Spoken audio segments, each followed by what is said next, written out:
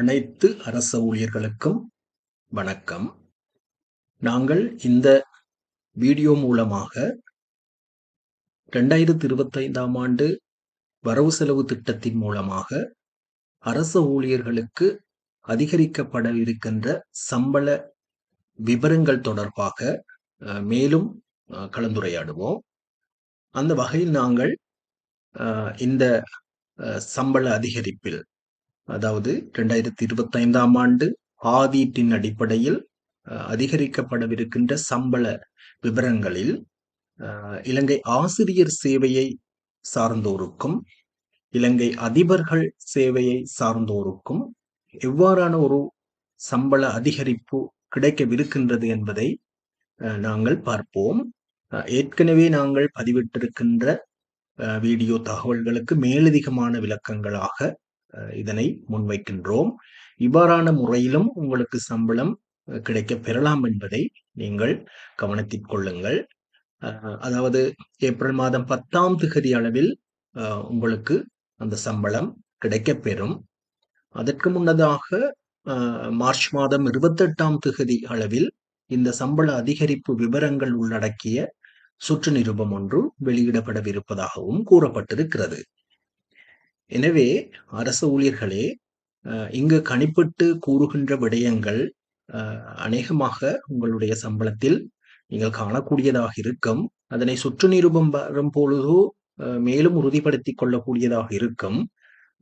April மாதம் 10ஆம் தேதி உங்களுக்கு கிடைக்கின்ற சம்பளத்தின் மூலமாக மேலும் அதனை 100% உறுதிப்படுத்தக்கூடியதாக இருக்கும். அந்த வகையில் நாங்கள் இந்த வீடியோ தகவலில் இலங்கை அதிபர்கள் மற்றும் இலங்கை ஆசிரியர் சேவையினர் அனைவரையும் இதுக்குள்ள நாங்கள் இந்த அட்டவணைக்குள் உள்வாங்கியிருக்கின்றோம். அந்த வகையில் SLTS 3.1, SLTS 2.2, SLTS 2.1, SLTS 1, SLPS 3, SLPS 2, SLPS 1 என்று சொல்லுகின்ற கல்வி புலத்தில பொது கல்வியில மிகவும் பிரதான பங்கு வகிக்கின்ற இரு சேவையினரையும் நாங்கள் எடுத்திருக்கின்றோம்.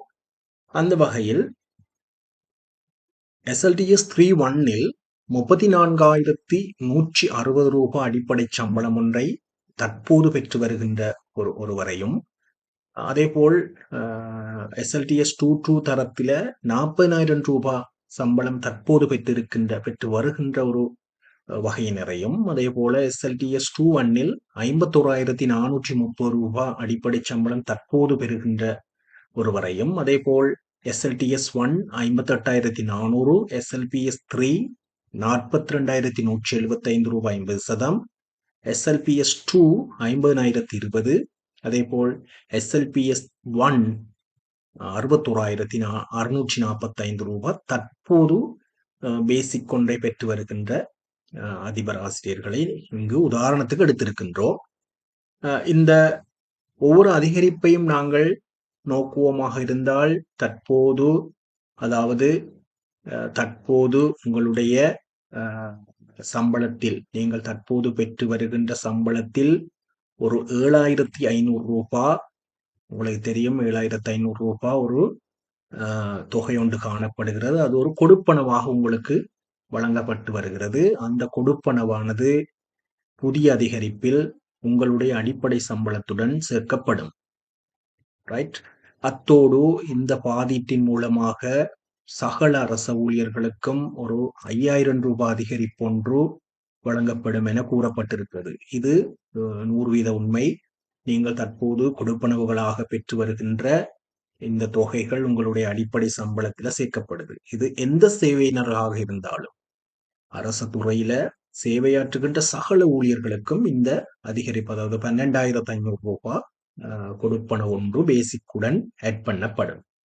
அத்தோடு இதற்கு மேலதிகமாக குறிப்பிட்ட அடிப்படை சம்பளத்தில் குறிப்பிட்ட ஒரு சதவீதம் சகல ஊழியர்களுக்கும் அடிப்படை சம்பளத்தில் அதிகரிப்பு செய்யப்படும் என்று கூறப்பட்டது. அதில் 30% இந்த ஆண்டு, அதாவது 2025ஆம் ஆண்டு ஏப்ரல் 10ஆம் தேதி சேலரியுடன் ஆட் பண்ணப்படும் என்றும், மிகுதி 35% 2026, அதிலும் 35% 2027ஆம் ஆண்டு சம்பளத்தில் அதிகரிக்கப்படும் என்று கூறப்பட்டிருக்கிறது.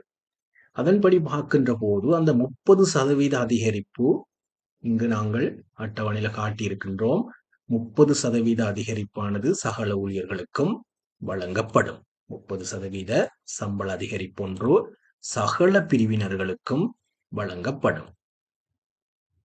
இது 30% அதிகரிப்பினுடைய மிகுதி தொகைகள், அதாவது 30%-த்தினுடைய மிகுதி. உதாரணத்துக்கு நாங்கள் SLTS 3.1 எடுத்துக்கொள்கிறோம்.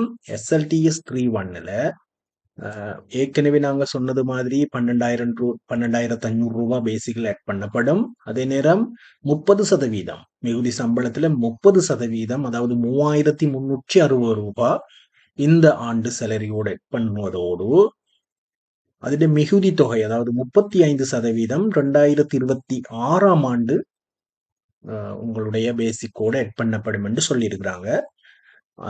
மிகுதி 3,920 ரூபாய் 2027ஆம் ஆண்டு சம்பள அதிகரிப்புடன் சேர்க்கப்படும் என்று சொல்லியிருக்கிறாங்க.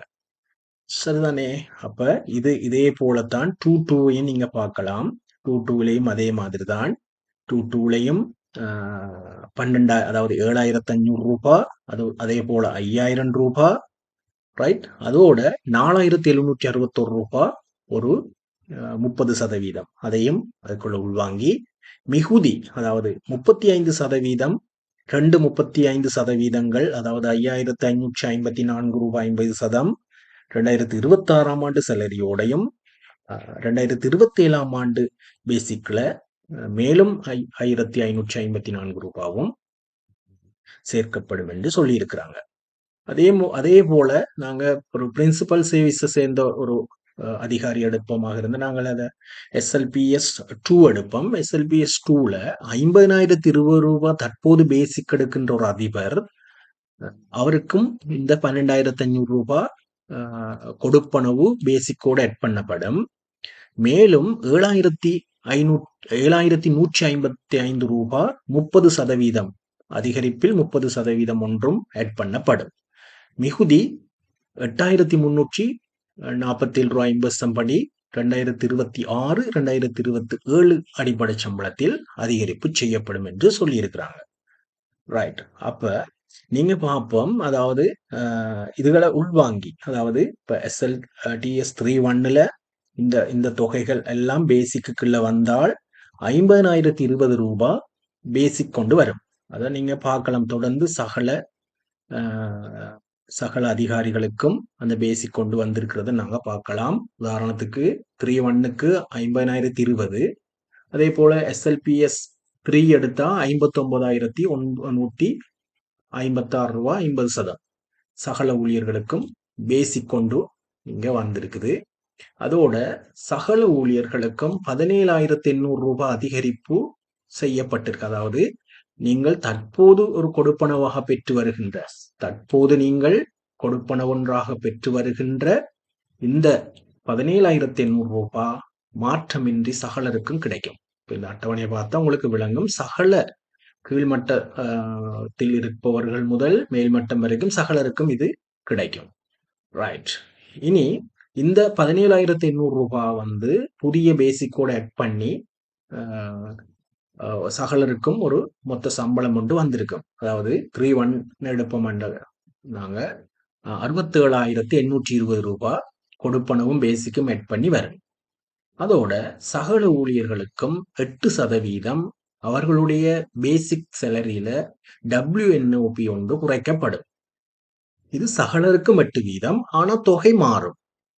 பேசிக் ஒவ்வொருவருக்கும் வித்தியாசப்படுவதன் காரணமாக வித்தியாசமான WNOP டிடக்ஷன் ஒன்று நடக்கும். அப்ப உதாரணத்துக்கு 3.1 டீச்சர் ஒன்றுக்கு 4,001 ரூபாய் 60% மாதிரி ஒரு கழிப்பனவு செய்யப்படும்.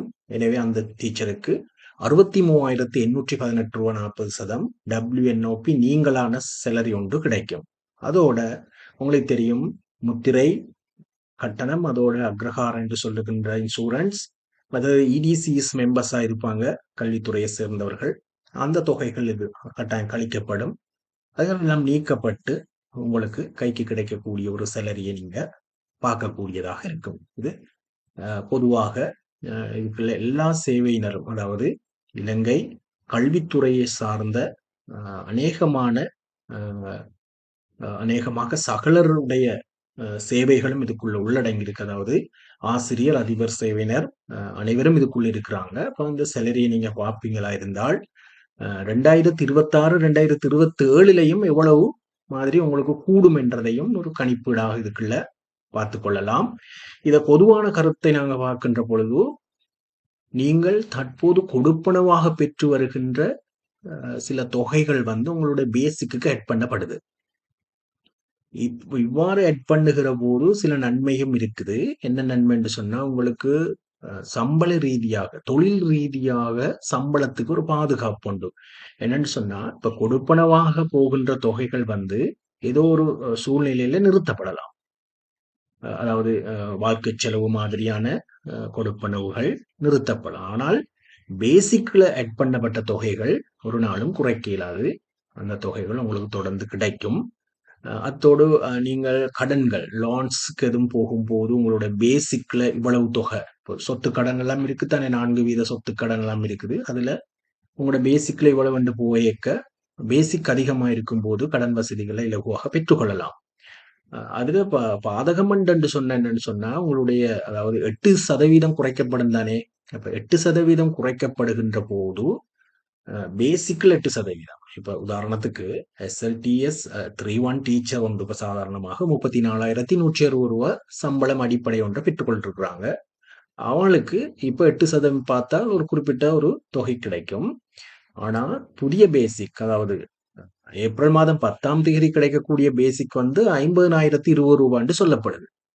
அப்ப 50,020 ரூபாவுக்கு நீங்க 8% பார்த்தீங்கன்னு சொன்னா அந்த அமௌண்ட் கொஞ்சம் சற்று கூட. அது சகலருக்கும் இருக்கு. சகலருக்கும் அப்படித்தான். அது உங்களுக்கு ரிட்டனா கிடைக்கக்கூடியது பென்ஷனாக WNOP என்று சொல்றது அப்படி ஒரு டிடக்ஷன் தான். மற்றும்படி சேலரியானது சகலருக்கும், அதாவது கீழ் தரத்திலிருந்து, கீழ்மட்டங்கள்ல இருந்து மேல்மட்டம் வரைக்குமே இந்த சேலரி வந்து கூடி வருவதை நீங்க பார்க்கலாம். இதனுடைய இந்த கணிப்பீடுகள் நாங்கள் ஓரளவு அனுமானமாக கணிப்பிட்டு சொல்லுகின்றவைகள். சுற்று நிருபம் வரும்போது நீங்கள் உண்மைத்தன்மையை மேலும் அறிவதோடு ஏப்ரல் மாதம் 10ஆம் தேதி உங்களுக்கு சேலரி செய்து வருகிற போது உங்களுக்கு சரியாக அறியலாம். ஆனால் வலயக்கல்வி காரியாலயங்கள் சிலவற்றில வந்து என்ன மாதிரி என்றால், சுற்று நிரூபங்களை சரியாக கிரகித்து உள்வாங்கி அல்லது 100% அதனை அமுல்படுத்தாத நிலைமைகள் அப்படியெல்லாம் இருக்கு நடைமுறையில இலங்கையில. இப்போ ஒரு வலயத்துல இந்த அதிகரிப்பு செய்திருப்பாங்க சரியாக, சில வலயங்களை வித்தியாசமா செய்திருப்பாங்க. அப்படியான நிலைமைகளும் வரும். எனவே நாங்கள் எது என்றாலும் எங்களுடைய சுற்று நிருபத்தை வெளியிட்ட பிறகு மேலதிகமான தகவல்களை உங்களுக்கு அறிந்து கொள்ளக்கூடியதாக இருக்கும். ஓகே, ஓரளவுக்கு நீங்கள் தெளிவு பெற்றிருப்பீர்கள் என்று நினைக்கின்றேன். நாங்கள் மற்றும் இவ்வாறான ஒரு ஆக்கத்துல சந்திப்போம். நன்றி, வணக்கம்.